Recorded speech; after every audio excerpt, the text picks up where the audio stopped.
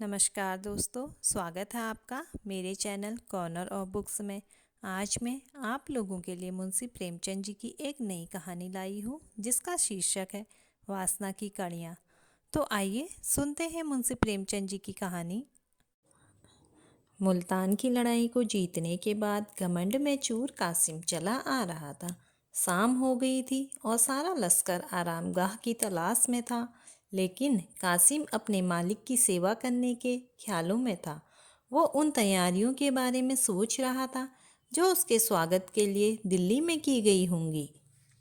सड़कें झंडियों से सजी होंगी, गलियों चौराहों और नौबत खाने अर्थात फाटक या द्वार के ऊपर का वह स्थान जहाँ वाद्य यंत्र बजाए जाते हैं के ऊपर गीत गाए जाएंगे। जैसे ही मैं शहर के अंदर दाखिल होऊंगा, शहर भर में मेरे स्वागत के लोग खुशी से चिल्लाने लगेंगे। तोपों की सलामी दी जाएगी। शहर की सारी सुंदर स्त्रियां मुझे ही देखेंगी और मेरे ऊपर फूलों की बारिश करेंगी। बड़े बड़े लोग मेरे स्वागत के लिए महल के द्वार तक आएंगे। मेरे दरबार में पहुंचते ही हुजूर जैसे ही मुझे गले लगाने के लिए उठेंगे, मैं उनके पैर चूम लूँगा। आह, वो समय कब आएगा। कासिम ने इन्हीं ख्यालों में झूमते हुए घोड़े को भगाया और सारे कैदियों के झुंड, घायल सिपाहियों को, लश्कर को भी पीछे छोड़ दिया। लश्कर के आगे मुल्तान के राजा की बेगमें और शहजादियां और उनके नौकर चाकर थे। इन सवारियों के आगे और पीछे हथियारबंद ख्वाजा सहराओं का एक बड़ा दल था। कासिम अपनी धुन में घोड़े को आगे बढ़ाए जा रहा था। तभी अचानक उसने एक सजी हुई पालकी में से दो आंखों को बाहर झांकते हुए देखा। कासिम दो पल के लिए चौंक सा गया। उसे अपने दिल में एक कपकपी सी महसूस हुई। वो नजरें कासिम के दिल के किसी एक कोने में घर कर गई। उसके सामने वही दो आंखें घूम रही थी। उसके दिल में एक मीठी मीठी चुभन सी, एक बेसुधी सी होने लगी। उसका रोने को मन कर रहा था। उसके दिल में दर्द का एहसास जाग गया था, जो प्यार की पहली मंजिल होती है। थोड़ी देर बाद कासिम ने हुक्म दिया, आज हमारा यहीं ठहराव होगा। आधी रात गुजर चुकी थी और लगभग सारे लश्कर के आदमी गहरी नींद सो चुके थे। पड़ाव के चारों ओर मसालें जलती दिख रही थी। जो जवान सुरक्षा में थे वो भी जम्हाइयाँ ले रहे थे, लेकिन एक कासिम था कि उसकी आंखों में नींद बिल्कुल न थी। वो अपने आरामदायक खेमे में बैठे हुए सोच रहा था, क्या उस स्त्री को एक नज़र देख लेना कोई गुनाह है। माना कि वो मुल्तान की शहजादी है और मेरे हुजूर उसे अपने महल में रखना चाहते हैं, लेकिन मेरी इच्छा तो बस उसे देखने भर की है। अगर ये गुनाह है तो मैं ये गुनाह करूँगा। अभी भी तो हजारों बेगुनाहों को मार करके लौटा हूँ और किसी को एक नज़र देख लेना उन कत्लों से बड़ा गुनाह नहीं हो सकता। वैसे भी कासिम मुल्तान को फतह करने वाला हीरो था। वो देर रात तक इसी विषय पर सोचता रहा। फिर कासिम ने अपने खेमे से बाहर निकलकर बेगमों के खेमे को देखा, जो थोड़ी दूर पर ही थे। कासिम ने अपना खेमा इन खेमों के नज़दीक जानबूझकर लगवाया था। बेगमों के खेमे के बाहर 5 सैनिक पहरा दे रहे थे। कासिम ये सोचने लगा कि इन सैनिकों को क्या नींद नहीं आती। खेमे के चारों ओर इतनी रोशनी क्यों कर रखी है। कासिम ने अपने खास को आवाज़ लगाई, मसरूर। मसरूर कासिम के पास आकर बोला, जी हुजूर। कासिम ने बोला, ये मसाले बुझा दो, मुझे नींद नहीं आ रही। मसरूर, जैसी आपकी मर्जी। यह कहकर मसरूर वहाँ से चला गया और मसालें बुझ गई। थोड़ी देर बाद एक सेविका शहजादी के खेमे से निकलकर बाहर आई और मसरूर से मसाले बुझाए जाने की वजह पूछी। मसरूर ने कहा, सिपहदार ने ऐसा करने को कहा है। तुम लोग चौकन्ने रहना, मुझे तो उनकी नीयत में खोट मालूम होती है। कासिम काफ़ी व्याकुल था। वो कभी लेट जाता तो कभी टहलने लगता। वह बार बार अपने खेमे के बाहर आकर देखता, लेकिन पांचों पहरेदार अपनी बड़ी बड़ी तलवारें लिए पहरे पर अटल थे। इसके बावजूद कासिम पर यही धुन सवार थी कि आखिर शहजादी के दर्शन कैसे हो। इसके आगे उसे न बदनामी दिख रही थी और न ही शाही गुस्से का डर। घड़ियाल ने रात के 1 बजाए, जिससे कासिम चौंक गया, जैसे कोई अनहोनी हो गई हो। कासिम इस सोच में पड़ गया कि अब तो कुछ ही घंटों में सुबह हो जाएगी। 3-4 घंटों में तो लश्कर भी कूच कर देंगे। कासिम ये सोचने लगा कि अब वक्त कम है, कल तक तो दिल्ली भी पहुंच जाएंगे। ऐसा ना हो कि सारे अरमान दिल में ही रह जाएं। किसी तरह से इन पहरेदारों को चकमा देकर ये काम किया जाना चाहिए। कासिम ने एक बार फिर मसरूर को आवाज़ लगाई। मसरूर, जी हुजूर कहिए। कासिम, बाहर कैसी ठंड है, नींद आ रही होगी ना। मसरूर, जी नहीं, जब आपने ही आराम नहीं किया तो मुझे कैसे नींद आ सकती है। इस पर कासिम ने कहा, मसरूर, मैं तुम्हें कुछ तकलीफ़ देना चाहता हूँ। तुम्हारे साथ जो ये 5 आदमी हैं, ज़रा उनके साथ लश्कर का चक्कर लगा आना। रात में कुछ सिपाही जुआ या फिर पास के गाँव में चले जाते हैं, पर काम ज़रा होशियारी से करना। मसरूर, पर हुजूर, यहाँ तो पहरेदारी के लिए कोई नहीं बचेगा। कासिम, जब तक तुम नहीं आ जाते तब तक मैं यहाँ रहूँगा। मसरूर ने धीमी आवाज़ में कहा, हुजूर, मैं आपकी सभी चालों को समझता हूँ। इसके बाद पांचों सैनिक लश्कर की तरफ चले गए। रास्ता साफ था, लेकिन अब कासिम को इस बात का ध्यान आया कि अंदर जाना उतना आसान नहीं है जितना वो समझ रहा था। अब चारों तरफ सन्नाटा था और कासिम दबे पांव शहजादी के खेमे की ओर आया। खेमे के पास आकर पहले कासिम ने ये तसल्ली कर ली कि कोई हो ना। जब उसे इत्मीनान हो गया तो उसने चाकू निकाला और कांपते हुए खेमे की रस्सियां काट दी। अब खेमे के अंदर जाने का रास्ता बनाया तो उसने अंदर एक दीपक जलता हुआ देखा और फर्श पर सोई हुई 2 दासियों को पाया। शहजादी एक आरामदायक मखमली गद्दे पर लेटी हुई थी। कासिम ने अपनी हिम्मत बढ़ाई और सरक कर खेमे के अंदर घुस गया। वो दबे पांव शहजादी के पास गया और उसे देखने लगा। अब उसके अंदर वो डर नहीं था जो खेमे के अंदर घुसते वक्त हुआ था। करीब 1 मिनट तक बिना पलक झपके कासिम शहजादी को देखते रहा। कासिम शहजादी की खूबसूरती को देखकर देखता ही रह गया।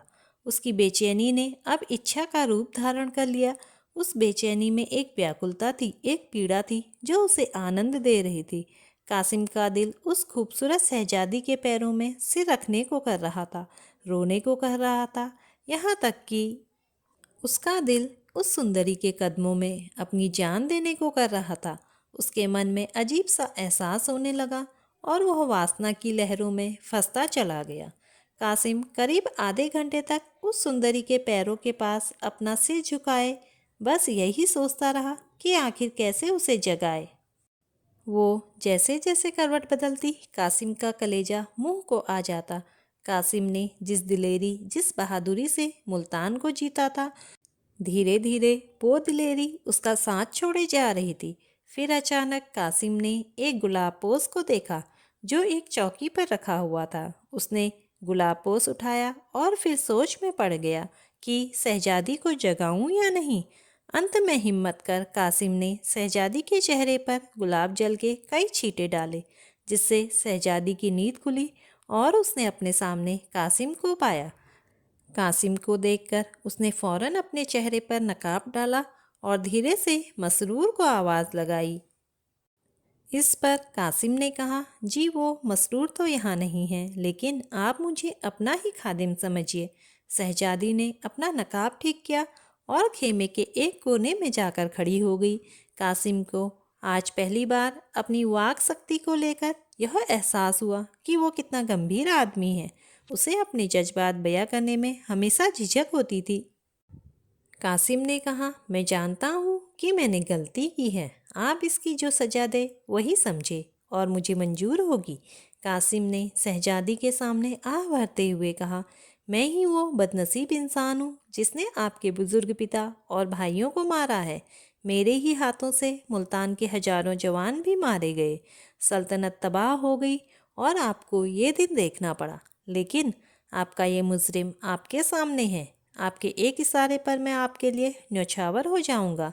मुझे ये आज मालूम हुआ कि कैसे बहादुरी के पर्दे में मन की इच्छा इंसान से किस तरह के पाप करवाती है। काश मेरी ये आंखें पहले खुली होती। कासिम ने अपने दिल का सारा हाल शहजादी के सामने कह दिया।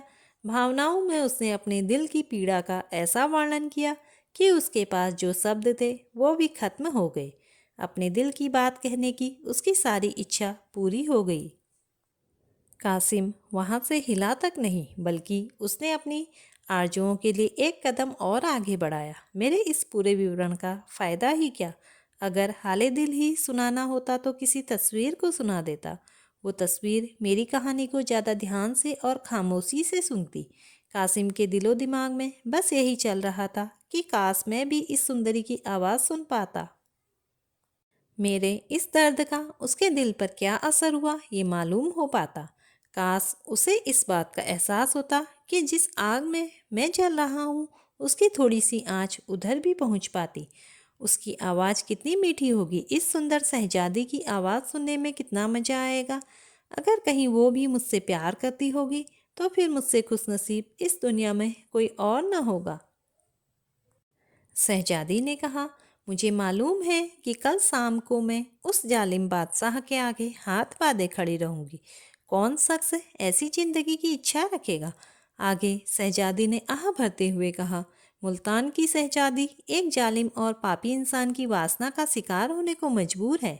आप मुझे मेरे हाल पे छोड़ दीजिए। मैं तो हूँ ही बदनसीब, ऐसा ना हो कि आपको भी मेरे साथ साथ शाही गुस्से का शिकार बनना पड़े। दिल में तो बहुत बातें हैं, पर क्यों कहूँ? उससे क्या ही हासिल हो जाएगा? आप बहादुर भी हैं और आप में खुददारी भी है। खुदा आपको बरकत दे। मुझे आपसे कोई शिकायत नहीं है। मुझे आज मालूम हुआ कि मोहब्बत कितनी पाक है, जो उस दामन में भी मुंह छुपाने से परहेज नहीं करती, जो मेरे अपनों के खून से सनी पड़ी है। आपसे मेरी बस यही विनती है कि आप इस गरीब को भूल मत जाना। ये पल मेरे दिल में हमेशा एक मीठी याद बनकर रहेगा। उस कैद में यही सपना मेरे दिल को सुकून दिया करेगा। अब आप इस सपने को तोड़िए मत और खुदा के वास्ते जाइए यहाँ से, इससे पहले कि मसरूर आ जाए। वो बड़ा ही जालिम किस्म का है। मुझे तो ये आशंका है कि कहीं वो यहाँ ना छिपा बैठा हो। उससे आप थोड़ा होशियार रहिएगा। अब आप जाइए। खुदा हाफिज। ये सब सुनने के बाद कासिम ख्यालों में डूब गया। उसने जो कभी सपने में भी नहीं सोचा था वो पूरा हो गया। वो गर्व से फूला न समा रहा था। वो अपने आप को दुनिया का सबसे खुशकिस्मत इंसान समझ रहा था। कासिम के दिल ने कहा, मैं इस खूबसूरत स्त्री के लिए क्या कुछ नहीं कर सकता? मैं क्यों डरूं बादशाह से? मैं बादशाह का गुलाम नहीं हूँ। मेरी बहादुरी की किसी भी दरबार में कद्र हो सकती है। मैं इस गुलामी की जंजीर को तोड़ डालूंगा और एक ऐसे देश में जाकर बस जाऊंगा जहाँ बादशाह तो क्या, उसके परिंदे भी ना आ सके। हुस्न का आशीर्वाद हो तो मुझे किसी और चीज़ की इच्छा ही नहीं। मैं अपनी इच्छाओं का गला क्यों घोटूं? इन्हीं विचारों को मन में सोचते हुए कासिम ने तलवार निकाली और बोला, जब तक मुझ में दम है तब तक आपकी ओर कोई आंख उठाकर भी नहीं देख सकता, चाहे फिर वो बादशाह ही क्यों ना हो। मैं दिल्ली के हर कुचे में खून की नदियाँ बहा दूंगा, पूरी सल्तनत को तबाह कर दूंगा। अगर कुछ नहीं कर पाया तो मर मिट जाऊंगा, पर आपका अपमान होते नहीं देखूंगा। शहजादी धीरे धीरे कासिम के करीब आई और बोली, आप पर पूरा भरोसा है मुझे, पर आपको मेरे लिए थोड़ा तो सब्र करना होगा। आपकी खातिर मैं हर तरह की तकलीफ सह लूंगी। आपका प्यार ही मेरी हिम्मत बनेगा। इस बात का यकीन है कि आप मुझे अपना समझते हैं, मेरा सहारा बनेंगे। न जाने तकदीर हमें फिर मिलाए या नहीं। इस पर कासिम ने अकड़ते हुए कहा, हम लोग दिल्ली जाएं ही क्यों, भरतपुर जा सकते हैं। शहजादी ने कहा, पर हिंदुस्तान से बाहर थोड़े ना जा सकते हैं। जंगलों और वीराने में जिंदगी चैन से नहीं बीतेगी। आप असलियत से मुंह मत मोड़िए। माना खुदा ने आपको बहादुरी बख्शी है, पर तेग ए इस्फानी भी तो पहाड़ से टकराएगी तो टूट ही जाएगी। शहजादी की बात सुनकर कासिम का जोश थोड़ा ठंडा हुआ। कल्पना की दुनिया का जो भ्रम उसकी आंखों पर था वो हट गया। उसे अपनी बेबसी साफ दिखाई देने लगी। कासिम बोला, अगर आपको मेरे साथ जंगलों में जिंदगी बितानी पड़े तो क्या? मोहब्बत में तो दुनिया की नेमतें भी फीकी लगती है। इस पर शहजादी ने कहा, पर मुझे ये मंजूर नहीं कि अपनी भलाई के लिए मैं आपकी जान खतरे में डालूं। खुदा वो दिन कभी ना लाए जिससे कि आपका बाल भी बांका हो। आपकी खैरियत और बहादुरी की खबरें ही मुझे उस कैद में तसल्ली देगी। मैं आपकी खातिर वो सब सह लूँगी ताकि अगर कभी मौका मिले तो आपसे दो चार बातें कर सकूं। यह सब सुनने के बाद भी कासिम वहाँ से हिला तक नहीं। उसकी इच्छाएं उम्मीद से बढ़कर पूरी हुई जा रही थी। उसने सोचा कि अगर मोहब्बत की ये बहार चंद लम्हों की मेहमान है तो फिर इन लम्हों को आगे का सोचकर बर्बाद क्यों करना। अगर तकदीर में इस हुस्न की मलिका को पाना नहीं लिखा है तो फिर ये मौका क्यों हाथ से जाने दूं। कौन जाने मुलाकात का मौका फिर मिले या ना मिले। यह सब सोचने के बाद कासिम ने कहा, अगर आपका यह आखिरी फैसला है तो मेरे लिए सिवाय मायूसी के क्या चारा रहेगा। पर बस आप एक पल के लिए ही सही पर मेरे पास आकर बैठ जाइए ताकि मेरे बेकरार दिल को थोड़ी तसल्ली मिल जाए। आइए एक पल के लिए हम ये भूल जाएं कि जुदाई की यह घड़ी हमारे सामने खड़ी है। आइए ये पल साथ मिलकर बिताएं। आप अपने खूबसूरत हाथों से हमें शराब पिलाएं। कासिम सब चीज़ों से बेखबर शराब पीता रहा। उसने इतनी शराब पी ली कि उसकी गर्दन झुक गई और आंखें लाल हो गई। वो पूरी तरह से नशे में था। फिर अपनी लालसा भरी आंखों से वो शहजादी की तरफ बढ़ा ही था कि घड़ियाल ने सुबह के 4 बजाते हुए जोर से कूंज के डंके को बजाया, जिसकी दिल छेदने वाली आवाज़ कासिम के कान में आई। कासिम की बाहें खुली की खुली रह गई। दासियां भी उठ बैठी और शहजादी भी वहाँ से उठ खड़ी हुई। बेचारा कासिम अपने दिल की इच्छाएं लिए खेमे से बाहर निकल आया। जब वो अपने खेमे में आया तो उसका दिल कई सारी इच्छाओं से भरा हुआ था। उससे रहा नहीं गया और कुछ देर बाद उन इच्छाओं ने लालसा का रूप भरा। और अब जब वो बाहर निकला तो उसका मन बुरी इच्छाओं और लालच से भरा हुआ था। उसके मन की इच्छाएं उसकी आत्मा के लिए लोहे की जंजीर बन गई थी। शाम का वक्त था और दिल्ली की सड़कें झंडियों से सजी हुई थी, जिस पर कासिम मुल्तान के मोर्चे को जीतकर गर्व के नशे में चूर चला आ रहा था। गुलाब और केवड़े के फूलों की खुशबू दिल्ली की सड़कों पर चारों तरफ फैली हुई थी। नौबत खानों में सुहाना राग गाया जा रहा था। तोपों ने मोर्चे की अगुवाई में अपनी आवाज़ बुलंद की। नगर की सुंदरियां खिड़कियों से देख रही थी। फूलों की बारिश हो रही थी। जब कासिम शाही महल के पास पहुंचा तो बड़े बड़े अमीर लोग उसके स्वागत के लिए कतार में बंधे खड़े थे। ऐसे सत्कार के बीच जब वो दीवाने खास में पहुंचा तो उसका दिमाग उस वक्त 7वें आसमान पर था। बादशाह के पास पहुंचते ही उसने शाही तख्त को चूम लिया। बादशाह भी मुस्कुराते हुए अपने तख्त से उतरे और कासिम को गले लगाने के लिए आगे बढ़े। कासिम अपने हुजूम के पैर छूने के लिए झुका ही था कि मानो उसके सिर में एकाएक जैसे कोई बिजली गिरी। बादशाह का खंजर उसकी गर्दन पर पड़ते ही उसका सिर शरीर से अलग हो गया।